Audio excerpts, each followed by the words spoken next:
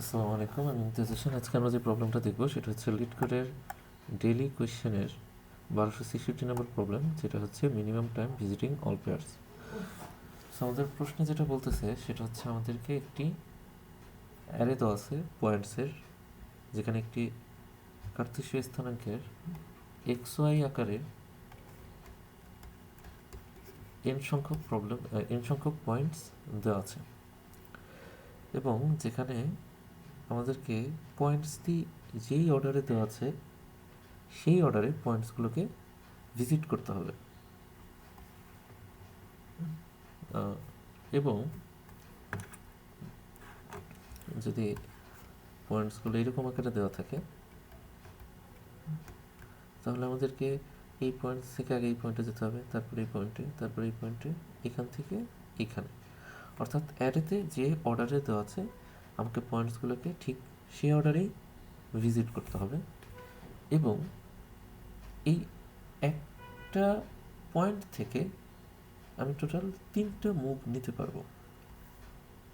একটা মুভ হতে পারে যে আমি ভার্টিক্যালি যাব ওয়াই এর প্যারালাল, আরেকটা হতে পারে আমি এক্স এর প্যারালাল হরাইজন্টালি যাব, এক্স এর প্যারালাল যাব হরাইজন্টালি।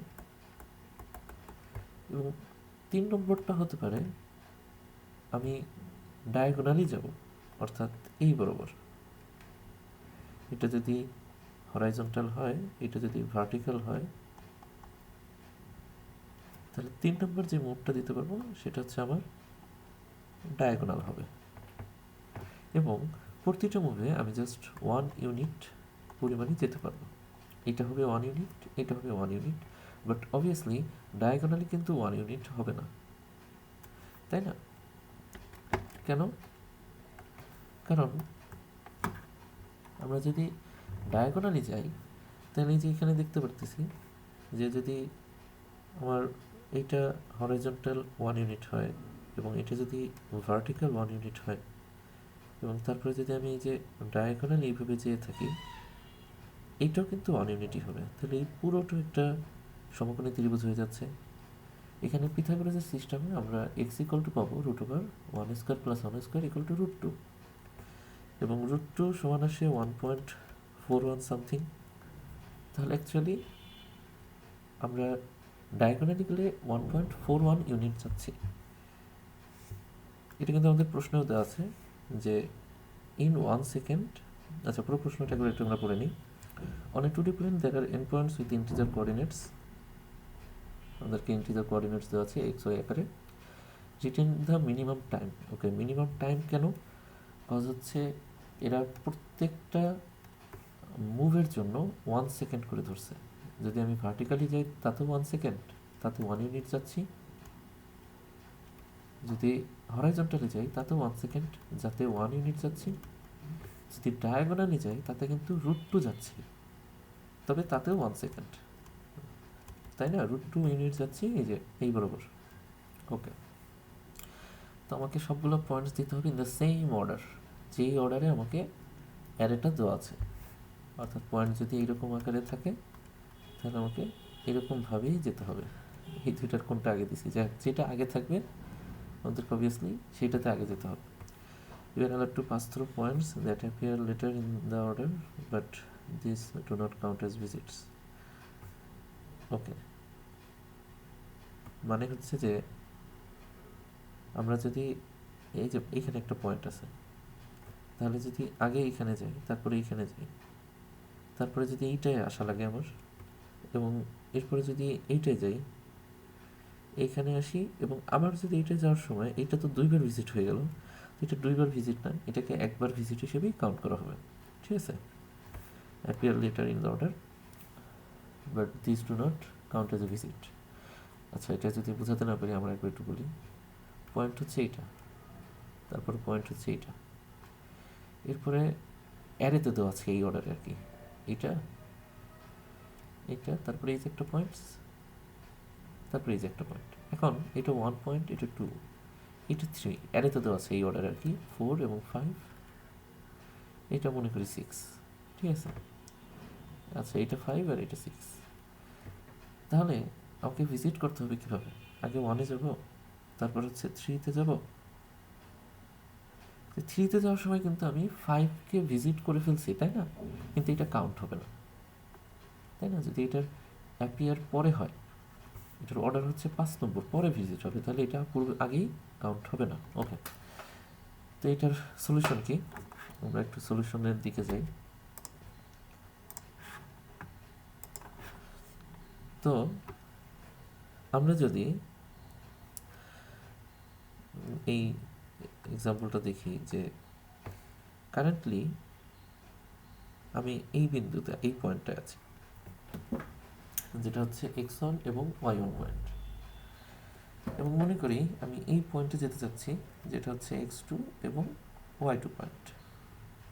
তাহলে এইটা থেকে এখানে যাওয়ার টোটাল ওয়ে কত হবে যদি শুধুমাত্র আমার কাছে দুইটা ওয়ে থাকে? আমার কাছে তো তিনটা ওয়ে দেওয়া আছে, তাই না? এই যে তিনটা ওয়ে দেওয়া আছে, একটা ভার্টিক্যাল দেওয়া আছে, একটা হরাইজন্টাল দেওয়া আছে এবং আরেকটা ডায়াগোনাল দেওয়া আছে।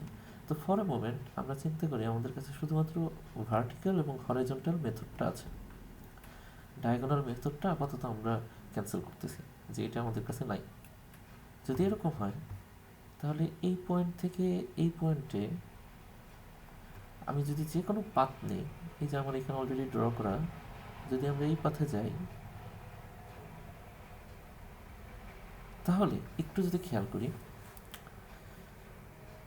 এই যে নতুন পাথটা আমরা ড্র করলাম, এখানে হরাইজন্টালি আমরা কতটুকু গেছি? যদি হরাইজন্টালি আমরা কাউন্ট করি তাহলে এই যে 1, 2, 3, 4, 5 এবং 6, তাই না? যেটা আলটিমেটলি আমাদের সরাসরি হরাইজন্টালি যাওয়ার সমান। আমরা যতই আঁকা পাকা যাই, কিন্তু হরাইজন্টালি কিন্তু আমাকে 6 মুভ নিতেই হবে। আবার ভার্টিক্যালিও সেম, আমরা যদি ভার্টিক্যালিও আঁকা পাকা যাই, আমি অন্য একটা রুট নিই, মনে করি এই রুটটা নিচ্ছি, যদি এরকমও যাই, তাহলে দেখবো যে আমরা ভার্টিক্যালি অ্যাকচুয়ালি আলটিমেটলি 1, 2, 3 এবং 4, আমরা ভার্টিক্যালি 4 মুভই নিচ্ছি। তো কোনো একটি পয়েন্ট থেকে শুধুমাত্র হরাইজন্টালি এবং ভার্টিক্যালি যাওয়ার যেই ডিস্টেন্সটা আছে, সেটার ইকুয়েশনটা হচ্ছে এরকম, যে vertical distance plus horizontal distance. এই পুরোটাকেই আমরা বলি হচ্ছে অ্যাকচুয়ালি ম্যানহাটন ডিস্টেন্স। আমরা হরাইজন্টালি যাই অথবা ভার্টিক্যালি যাই, আমাদের অলওয়েজ ডিস্টেন্স সেম থাকবে, সেটা হবে horizontal distance plus vertical distance, অর্থাৎ হচ্ছে আমাদের যেই পয়েন্টসগুলো থাকবে তার মধ্যে y2 minus y1 and x2 minus x1। কিন্তু আমাদের কাঙ্ক্ষিত প্রশ্নে তো 3টা মুভ দেওয়া আছে, তাই না? আমাদের কাঙ্ক্ষিত প্রশ্নে 3টা মুভ দেওয়া আছে।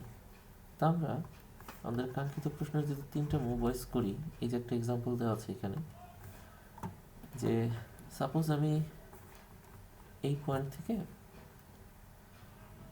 এই পয়েন্টটা থেকে এই পয়েন্টটাতে যেতে চাচ্ছি, এবং আমার কাছে যেহেতু 3টা মুভ, একটা হরাইজন্টাল, একটা ভার্টিক্যাল, তো আমি যদি এইখান থেকে এইখানে যেতে চাই, এই পয়েন্টটা থেকে এই পয়েন্ট, অর্থাৎ জাস্ট এক ঘর আর কি, যদি আমি সেই ম্যানহাটন ডিস্টেন্স নিই, তাহলে কিন্তু আমার অ্যাকচুয়ালি ডিস্টেন্সটা আসবে d ইকুয়াল টু 2, তাই না? হরাইজন্টাল ডিস্টেন্স প্লাস হচ্ছে ভার্টিক্যাল ডিস্টেন্স। কিন্তু যদি, অর্থাৎ আমার যদি আমরা কোয়েশ্চেনের অ্যাকর্ডিং করি, আমাদের সময় লাগবে কিন্তু 2 second, time equal to 2 second. কিন্তু যদি আমরা ডায়াগোনালি যাই, সেখানে কিন্তু আমার সময় লাগবে just 1 second. So obviously diagonally যাওয়াটা সবচাইতে বেস্ট ওয়ে হবে, মোস্ট এফিশিয়েন্ট ওয়ে হবে। এখান থেকে যদি আমরা ডায়াগোনাল যাত্রা শুরু করি, এই যে এখান থেকে ডায়াগোনাল যাত্রাটা শুরু করি, যতদূর সম্ভব আগে ডায়াগোনালি যাই, এই পর্যন্ত পৌঁছানো যাবে। যেহেতু আমাকে বি বিন্দুতে যেতে হবে, তাহলে অবশ্যই অবশিষ্ট অংশটুকু একটা সরল পথে, অর্থাৎ ভার্টিক্যালি চলে গেলাম। এখন যদি একটু খেয়াল করি যে এইখানে এই থেকে বি পর্যন্ত যাওয়া টোটাল এ থেকে, এই যে এই বিন্দু থেকে এই বিন্দুতে যাওয়ার সমান, কারণ এই যে একটা মুভ, দুইটা মুভ, তিনটা, চারটা, পাঁচটা, ছয়টা। তো আমরা যদি ভার্টিক্যালি মুভটাকে ডেল এক্স ধরি, ভার্টিক্যালি মুভ হওয়াটাকে ডেল এক্স ধরি, তাহলে দেখবো যে ডেল এক্স পরিমাণ দূরত্ব যেতে যে সময় লাগছে, এ থেকে বিতে যেতে মোস্ট এফিসিয়েন্ট হইতে সেই একই সময় লাগছে। তার মানে কি এটা কি শুধু ডেল এক্সের উপরে ডিপেন্ড করবে? না। এটা যদি আমরা নিচে আর একটা এক্সাম্পল নিই, যেখানে এরকম এক্সাম্পল যে এখানে অ্যাকচুয়ালি দুইটা মানুষ আছে মনে করি, এই যে একটা পার্সন আছে এবং এখানে আর একটা পার্সন আছে। তো এই পার্সন দুইটা একই সাথে হচ্ছে তাদের যাত্রা শুরু করলো, দুইজনই যেতে চাচ্ছে এই বিন্দুতে, ঠিক আছে। একজন হচ্ছে হরাইজন্টালি যাত্রা শুরু করলো, যে সে হরাইজন্টালি তো ভার্টিক্যালি যাত্রা শুরু করলো, যে সে এখান থেকে এই বিন্দু পর্যন্ত আগে যাবে। তাহলে তার প্রতি মুভ যেতে 1 সেকেন্ড সময় লাগবে, এবং সে এখান থেকে এই পর্যন্ত টোটাল 1 2 3 4 5 6 এবং 7 সেকেন্ডে সে এখানে এসে পৌঁছাতে পারবে। আর যদি এইখানে থাকা ব্যক্তিটা দেখি, সে আগে ডায়াগোনালি যাচ্ছে, তাহলে 1 2 3, অ্যাকচুয়ালি কিন্তু একসাথেই যাচ্ছে। এইটা যখন 3 হচ্ছে এটাও 3, কারণ একই সময় লাগতেছে 1 সেকেন্ড করে। তারপর এটা 4, এটা 5, এটা 6, এটা 7। এই যে লাস্টের টুক কোথায় যাওয়া লাগছে? লাস্টের টুক যাওয়া লাগতেছে ভার্টিক্যালি। কারণ কি?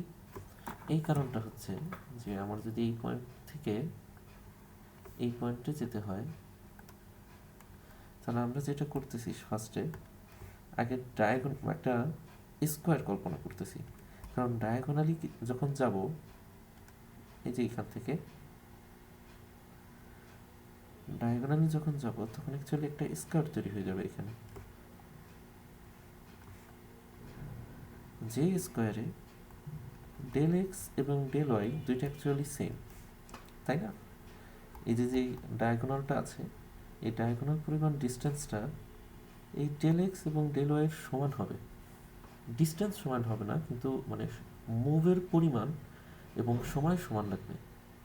1 2 3 4 5 মুভ সমান 5 সেকেন্ড, 5টা মুভ লাগবে, এবং প্রত্যেকটা মুভের জন্য লাগবে 1 সেকেন্ড করে, তাহলে 5 সেকেন্ড। এখানেও কিন্তু 1 2 3 4 5, 1 2 3 4 5। অবশিষ্ট যে দূরত্বটা থাকবে, যেমন এটা হচ্ছে আমার অবশিষ্ট দূরত্ব, এটা ছিল এ পয়েন্ট, এটা হচ্ছে বি পয়েন্ট, তাহলে অবশিষ্ট দূরত্বটা হবে এই দুটোর মধ্যে যে বড়। এখানে দেখতে পারতেছি যে ডেল এক্স এর আমার এক্সট্রা আরও কয়টা পয়েন্ট আছে? 4টা স্টেপ আছে, 4 স্টেপস। তাহলে আমাকে এক্সট্রা 4 সেকেন্ড লাগবে এখান থেকে এখানে যেতে। কিন্তু যদি এটা হইতো যে বি বিন্দুটা হচ্ছে এখানে, বি প্রাইম মনে করি, তাহলে কিন্তু আমাকে 1 স্টেপ ভার্টিক্যালি যাওয়া লাগতো। তাহলে অ্যাকচুয়ালি কী হবে আমার অ্যান্সারটা হবে maximum of del Y comma del X. এই দুইটার মধ্যে যে ম্যাক্সিমাম, সেটাই হচ্ছে আমার কাঙ্ক্ষিত অ্যান্সার। মোস্ট এফিসিয়েন্ট ওয়েতে গেলেও আমাকে আগে ডায়াগোনালি যতটুকু যাব, সেখানে ডেল এক্স এবং ডেল ওয়াই সমান সমান হবে, এবং তারপরের অংশটুকু যাওয়া লাগবে এই দুইটার মধ্যে যে বড়। তার মানে আলটিমেটলি কি, এই আমাকে যেই দুইটার মধ্যে যে বড়, টোটাল সেই কটা স্টেপই লাগছে। তাহলে এখন যদি আমরা কোডিং স্টেপে চলে যাই, কোডিং সেকশনে গেলে আমরা দেখতে পারবো যে আমরা টোটাল ভ্যালু নামক একটা নিয়েছি, যেটা 0 রেখেছি। এবং আরেকটা জিনিস হচ্ছে, যদি আমার পয়েন্ট একটা থাকে, আমার পয়েন্ট যদি একটা থাকে, যেমন এখানে 3টা পয়েন্ট আছে, 2টা পয়েন্ট আছে, কিন্তু যদি আমার পয়েন্ট একটা থাকে, আমার পয়েন্ট একটা থাকলে কিন্তু